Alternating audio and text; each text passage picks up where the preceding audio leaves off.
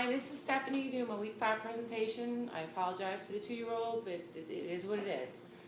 We're going to talk about if you know where your food comes from. And I want to ask everyone, when's the last time you actually checked the label on your produce at the grocery? Chances are, if you got it at Walmart, it came from Mexico or Chile. And right now, the hot debate is the tomato supply.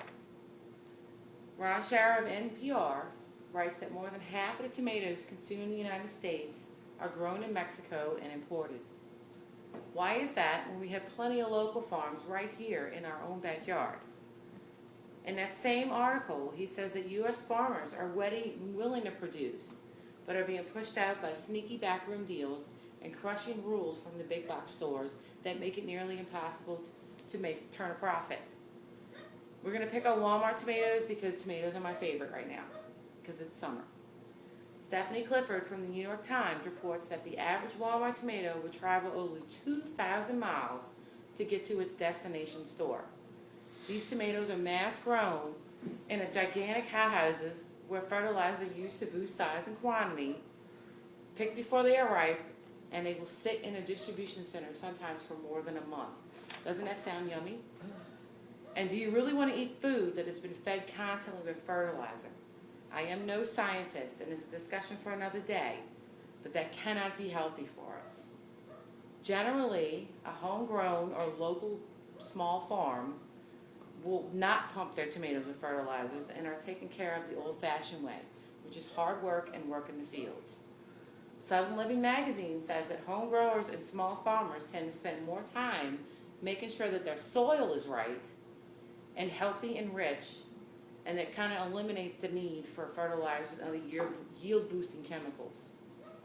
Besides the potential health benefits of buying local or growing your own, there are other factors that should be considered when you want to go that route. For instance, have you ever looked at the difference between a mass-grown tomato and a homegrown tomato? This is one. This is the other. In case you can't tell, the farmer's market tomato was the second one, and the Walmart tomato was the first one. Take a look at both of them. You can see that mass-produced tomatoes are all the same size and color, and the homegrown ones are darker red and very misshapen. Kind of makes you wonder why they don't, what did they do to these tomatoes to get them all to be exactly alike, doesn't it? Must be a trade secret? Maybe we don't want to know. Now look at the inside of these tomatoes. The mass-produced tomatoes are clearly lighter and more uniform than a homegrown tomato, which is darker and really messy looking. But why is that? Barry Estabrook writes in his book Tomatoland that the constant barrage of pesticides and fertilizers that mass-produced tomatoes experience stunts their color development, kills their flavor, and makes them very bland. While I can't do a taste test for you through a taped speech, I encourage you all to do it. The flavor difference between a mass-produced tomato and a homegrown tomato is like night and day. A homegrown tomato is bigger, sweeter, and just plain tastes better. I bet once you do, you will never eat a Walmart tomato again.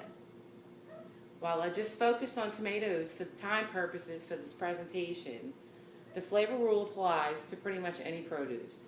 Food that is taken care of properly and nurtured and done the right way will always taste better and be better for you. So I ask everyone to do your research. Look into your local farmers markets. Look into growing your own produce if you have the means and the ability to do so. Would you rather support Walmart or another big box store or help their profit margin, or would you rather support a locally owned farm or yourself for free? Do your homework and start eating better, and I promise you won't be disappointed.